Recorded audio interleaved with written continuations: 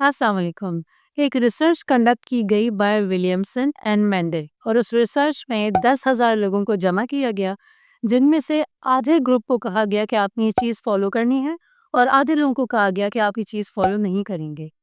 जिन लोगों ने वो चीज़ फॉलो की थी, विद इन 3 नाइट्स उनके बच्चों में स्लीप साइकिल डेवलप होने लग गया और जिन लोगों ने वो फॉलो नहीं की थी, उनमें कोई डिफरेंस फील नहीं हुआ।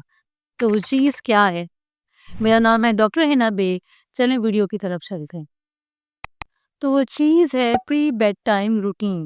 प्री बेड टाइम रूटीन क्या होता है? ये वो तैयारियां हैं सुलाने की कि जिससे बच्चा ये प्रिडिक्ट कर सकता है कि ये मेरे सोने का टाइम हो चुका है। प्री बेड टाइम रूटीन के लिए कुछ सवाल। पहला सवाल तो ये कि हम ये कब स्टार्ट कर सकते हैं। आइडियली आप ये जैसे ही बच्चे की पैदाइश हो आप इसको स्टार्ट कर सकते हैं। लेकिन चूंकि बच्चे का सर्कैडियन रिदम 6 वीक्स के अंदर तक अभी डेवलप नहीं हुआ होता, तो आप 6 वीक्स यानी सवा महीना है, जैसा आप चिल्ला नहीं कहते हैं, उसके बाद भी स्टार्ट कर सकते हैं। अब आते हैं वो पेरेंट्स जिनके बच्चे 9 मंथ्स या उससे ऊपर के हो चुके हैं, तो वो लोग क्या करें। इसका जवाब ये है कि ये आप आज से शुरू कर सकते हैं।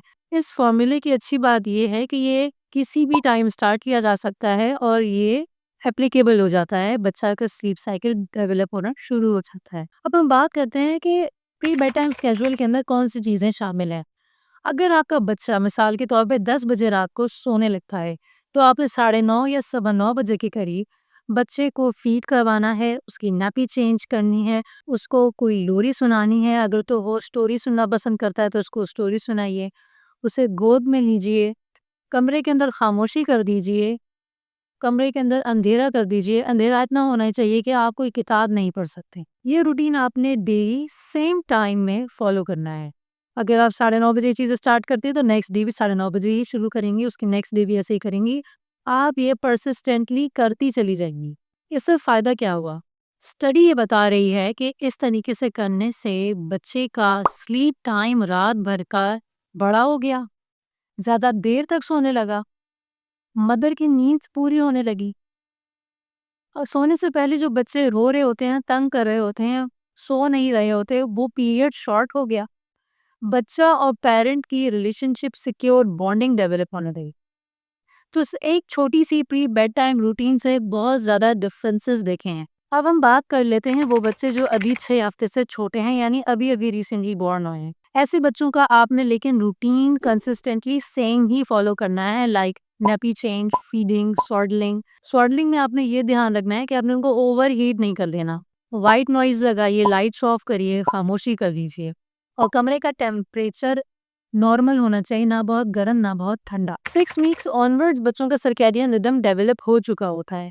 ऐसे बच्चों के लिए आपने सेम वही बेड टाइम रूटीन फॉलो करना है। इसमें डिफरेंसेस ये आ जाते हैं कि जैसे जैसे बच्चे की एज बढ़ती चली जाती है, उसका bed time sleep time increase होना शुरू हो जाता है। फॉर सपोज अगर बच्चा 3 मंथ से ज़्यादा एज का है, तो अब इस एज में वो 4 to 6 आवर्स स्ट्रेट वो सो सकता है। आपको इस चीज़ की नॉलेज होनी चाहिए कि जितना बच्चे की एज है, उसके हिसाब से उसका कितना स्लीपिंग टाइम बन जाता है। अब मैं आपको एक बहुत अहम बात बताने लगी हूँ। अगर आप अपने बच्चे का नैप टाइम रूटीन पहचान लेती हैं और वो फिक्स कर देती हैं बेड टाइम रूटीन के साथ, तो वहीं से आपकी कामयाबी शुरू हो जाएगी। आपने नैप टाइम किस तरीके से फिक्स करना है? 3 मंथ्स का बच्चा जब अब हो चुका है, तो आपको काफ़ी हद तक अपने बच्चे का दिन में सोने के टाइमिंग्स का अंदाज़ा हो चुका होता है। इसको कैसे आप डेवलप करेंगी? 2 बातें हैं। पहली बात तो ये कि आपको अपने बच्चे की एज एप्रोप्रिएट वेक विंडोज़ का पता होना चाहिए। दूसरी चीज़ ये है कि आपको इस बात की पहचान होनी चाहिए कि आपका बच्चा अब थक चुका है। ओवर टायर्ड होने के या टायर्ड होने के वो साइंस दे रहा है। एज अप्रोप्रिएट वेक विंडोज का चार्ट आपके पास यहाँ पे मौजूद है। इसको देख लीजिए, इससे आपको काफ़ी हद तक अंदाज़ा हो जाएगा कि मेरा बच्चा कितनी देर तक अब जागेगा और अब इसका दोबारा सोने का टाइम हो चुका है।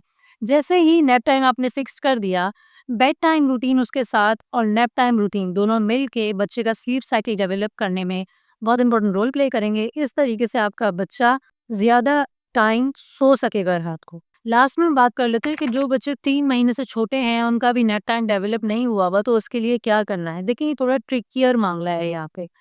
यहाँ पर आपने 3 मंथ से छोटे बच्चे का नेट टाइम भी फिक्स कर सकते हैं, अगर तो आप बहुत ज़्यादा अच्छी ऑब्जर्वेशन करते हैं और अच्छे तरीके से बच्चे को पहचान सकते हैं कि वो कब किस तरीके के साइंस दे रहा है, तो उस केस में आप 3 मंथ से छोटे बच्चे का भी नैप टाइम फिक्स्ड कर सकते हैं और इस तरीके से उसका स्लीप साइकिल जल्दी स्टार्ट हो जाएगा।